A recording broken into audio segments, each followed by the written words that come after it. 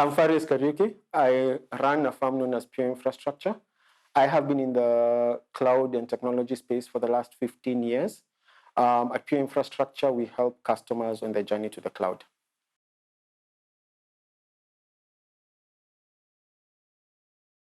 I'd say Safaricom has a point, and they do have a valid case.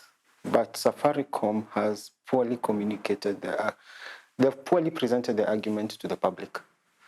And so so they have a valid view on the cost of delivering internet and the fact that people should not misappropriate their connections. This is almost like the illegal water connections people make in county piping and leave all of us paying more for water. That's the net effect of what the people who are reselling Safaricom internet is. But the approach has been a bit...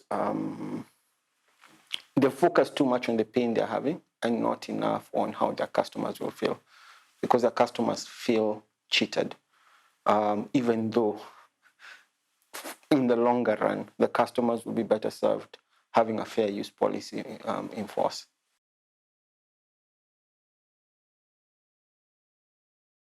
The problem ultimately is that it's very expensive to get fiber to a home. You spend a lot of money buying equipment, from the device that gives you Wi-Fi in the house to the device that device connects to within your building.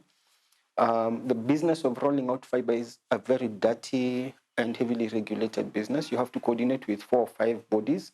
You have to get your county licenses. You have to talk to the roads boards. You have to talk to other telcos. You have to talk to utilities people like Kenya Power.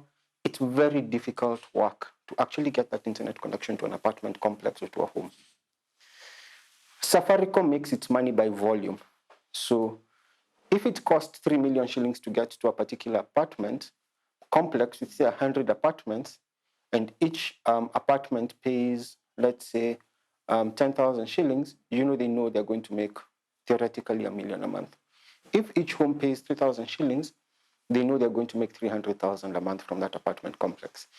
Now, the average package the user gets is typically the 3,000 shilling package, 2,900, meaning Safaricom is going to earn its money just for the build-out within the apartment in the first year.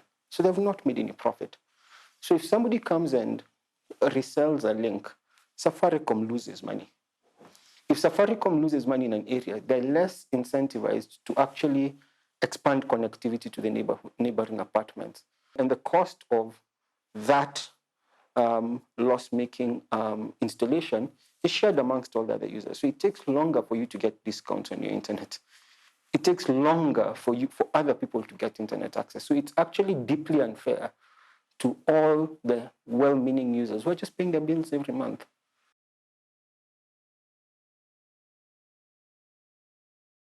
First thing to do is perhaps pilot it.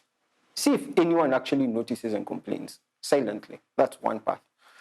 But the problem with that path, though, when I vocalize it, is that your customers lose your trust. What you should do is actively communicate what the problem is. Actively communicate how you're limited by having people abuse this fair usage policy. And stop telling customers that they get unlimited internet, because they don't. There is a rate limit. That rate limit translates to a fixed cap at the end of the month.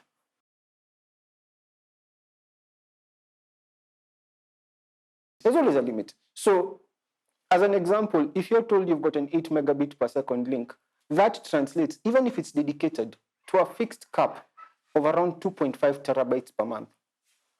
It doesn't matter what you do. It's the number of seconds, the amount of data you can move per second, the number of seconds in a minute, the number of minutes in an hour, the number of hours in a day, the number of days in that month. Jump, cry, you're not going to move any more data through that. It's a fixed pipe.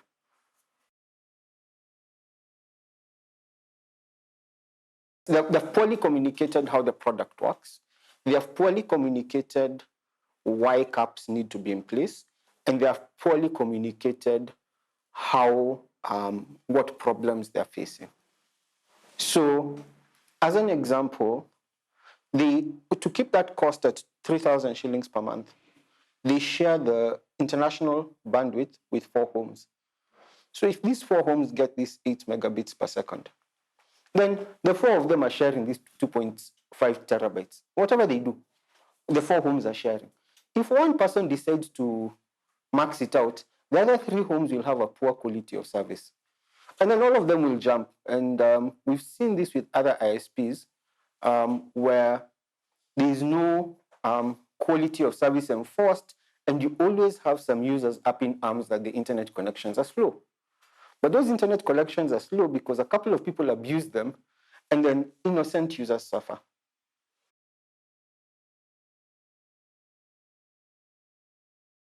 Number one, reselling is technically against CK regulations. So one path is if you actually find somebody who's doing that, you can find a way to enforce that. Secondly, I think it generally indicates pent-up demand and poor pricing on your product. And unfortunately, Safaricom, or fortunately, I mean, this is the 2 ways to spin it, but Safaricom has a certain quality to its cable construction that they will never go below when they're constructing their networks. And at times, perhaps what needs to happen is Safaricom can enable people who are willing to meet the customer's price point to roll out their networks and supply them with backhaul internet and also guide them on how to roll out these networks, because Safaricom has that experience. And I think the model is the model that was adopted by TCI in the 70s, where they had run into a similar problem and they just kept investing in smaller cable companies. So if Safaricom doesn't have the ability to serve Matu, somebody serving Matu, have them roll out their network in Matu, and you take a small investment in the business. Effectively, TCI was an investment company that purely invested in cable companies. I think that's a path that's open to them. Another path is reducing the cost of the internet. So their cheapest product right now is 2,900 shillings for 8 megs. I think many homes will be well served with a 2,000 shilling product that's like 4 megs. Because many people we're in a very price-sensitive economy. And I do think if you meet the customer's price point, then they will be willing to sign up for the product, and you find ways of cutting down the cost for the customer.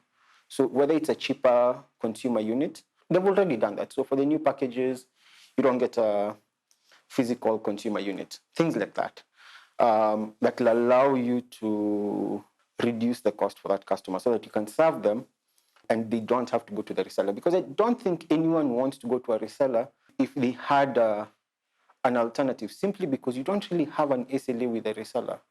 So you might be there doing a Zoom call and another neighbor decides to download movies or watch Netflix. Because you're in the same shared link and there's no one enforcing quality, you can't work. But because you're paying 1,000 shillings or 1,500 shillings, you take it and you just say, okay, fine. But if you could get a link for 500 shillings more, where you knew whether it's midnight, whatever time of day you wanted to actually work on your job and take these calls and watch your movies, you can. Many people will be inclined to take up that service.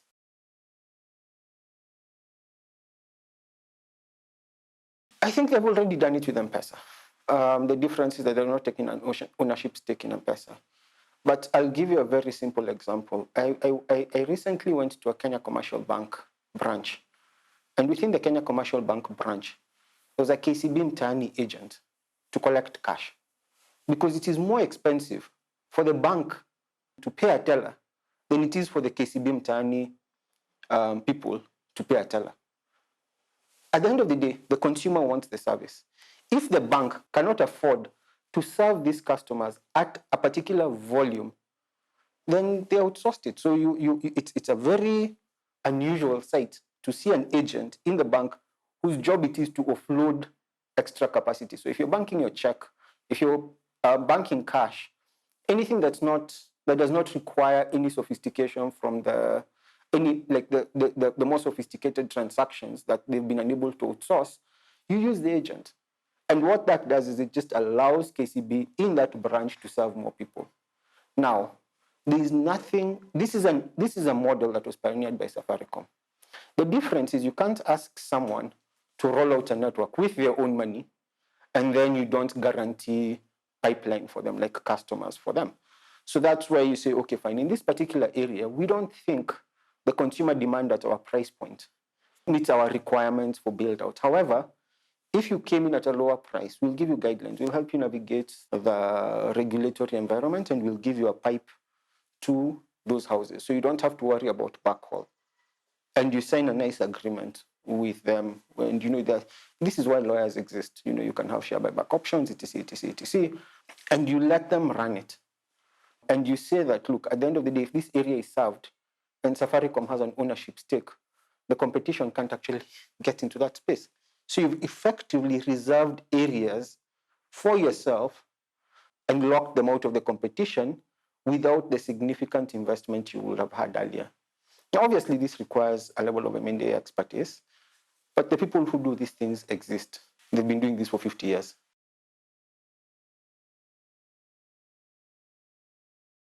Yes, because if you have pent-up demand, meet the customer's demand. Don't change your model, because Safaricom can provide services to these guys. It can provide chargeback services. It can provide bandwidth management, all these things. And so services are centralized, and you allow them to serve particular areas, because the nature of fiber is such that it's very expensive to roll out and it takes time. So Safaricom will struggle to, Nairobi has become this sprawling metropolis, like it's urban sprawl. We are almost at the same level with cities like Los Angeles now, because it is like 50 kilometers to move from Kitengela, actually 60 plus, to Kiambu or to Thika. And all those places are viewed as part of Nairobi, the greater Nairobi metropolis. These areas have not yet been fully served. And once you serve them, you now have areas like Nakuru, Mombasa, Kisumu, Naivasha, Nyeri, and even in the northern parts of the country, which have now opened up, which do not have adequate infrastructure for the internet. So if you go to Nanyuki, you have Mawingu networks rolling out Wi-Fi networks. So there is an opportunity for smaller ISPs to serve areas which are not of immediate interest to Safaricom. And when you do that, Safaricom profits from these networks because they buy capacity from them. And in the long run, if they are profitable enterprises, Safaricom will participate in the profitability, while at the same time monopolizing a region, because it's very difficult to roll out and acquire customers in a region where somebody else has rolled out their network.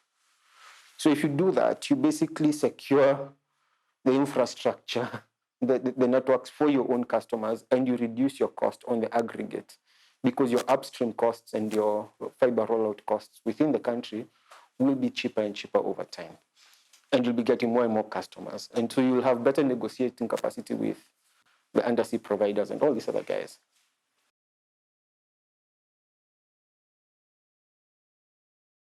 It's always been the case. What you see today as the big ISPs were SME and micro ISPs. Wananchi was a small ISP that was running off Telkom Kenya phone lines. JTL was a very small ISP that used to do build out for Safaricom. Liquid Telecom started out as Kenya Data, Swift Global and Kenya Data Networks, and they grew. And you always have ISPs that start. Safaricom's own strategy was avoiding the areas where Zuku had rolled out its networks and gone to serve underserved areas. You will always have smaller networks. That will always be the case. You will never be able to get rid of them, because the nature is that once somebody has a cable in your building, it's very difficult to get them to get that customer to switch, because many times the ISP is not willing to underwrite the cost of rolling out fiber to that place. And only when they are, and they give a discount, does the customer want to move. So it's basically you have a natural moat once you've rolled out fiber to a particular area. Very few people will want to roll out fiber to that same area, because the ROI keeps reducing. So if you go through the list of licensed providers, there are quite a number. You've got small ISPs everywhere. And that's okay. That's okay, because, for instance, the work Mawingu is doing, and Microsoft has invested in Mawingu, nobody was interested in that area. But, they've grown. They serve in the UK. No one was interested, so they serve that area. That will play itself, like this will keep happening. So perhaps it's just recognizing that this is how the game goes and dancing. Like this is the music, dance to it. And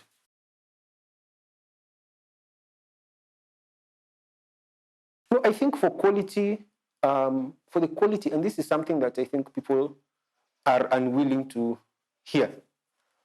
The FUP serves customers very well because it is not only protecting you from resellers, it is protecting you from people who do not want to pay for what they use. So let me give you a simple example. There are several people who are saying, I am a heavy user. Now, if they limit me to this, I do a terabyte every month. Now they're limiting me to this. Here's the thing. You're sharing that link with 4 people. There's 2.5 terabytes. You do a terabyte. If the other person does a terabyte, what would the other people do on that link? Because if your usage is heavy, pay more for it. So it allows you to price for usage, which is not a bad thing. So if you're a very heavy user, if you have, and heavy users don't necessarily have to be media people and guys doing heavy. If you have a 4K television in your house, a 4K video consumes around 3 gigabits per hour. If you're one of these wealthy people who have like 3 of those screens in your house and you've got various people watching them and they watch them for 4 hours a day, you quickly rack it up. But if you have 4K TVs and you have multiple, why are you on the cheap link? Go to a more expensive link that better matches your usage. So it allows them, it's an instrument to better match usage to pricing. Because if everyone goes for these lower links, the users who actually just want to use will experience congestion, they'll get frustrated and they'll leave. So you'll get rid of the quality customers and you'll get left with the people who just want to congest your link, who will also be very unhappy and vocal about the fact that your internet is slow. But the problem is that they are paying for they're using the wrong tool for their work, which is why they don't give offices these shared links, because an office has 10, 15 people. These people or 30, 40, or even at times hundreds, thousands. So you cannot afford to use the same policy for that. And I think the fair use policy just means that if you're a heavy user, pay more for the internet, because when you use your internet, you will be inconveniencing other people. It's not that there's an infinite pool of internet somewhere. Someone is paying for all of these costs. And users need to be educated on the fact that the reason their internet links are cheap is because they're shared. And because it's a shared resource, there needs to be a certain decorum to how it's used.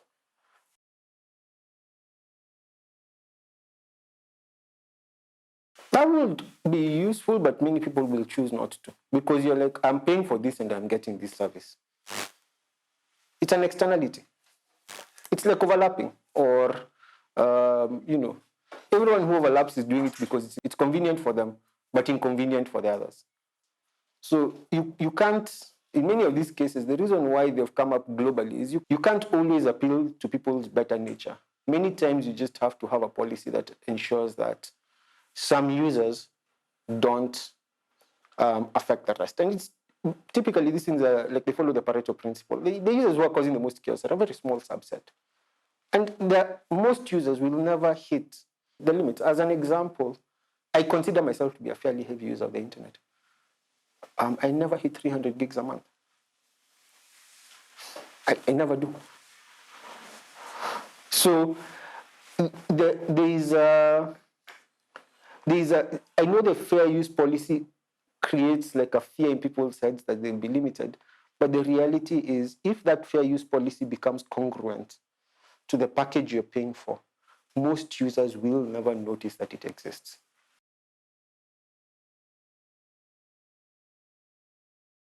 Yes. And I think that's what needs to be communicated. This policy exists to improve the quality for the average mwananchi.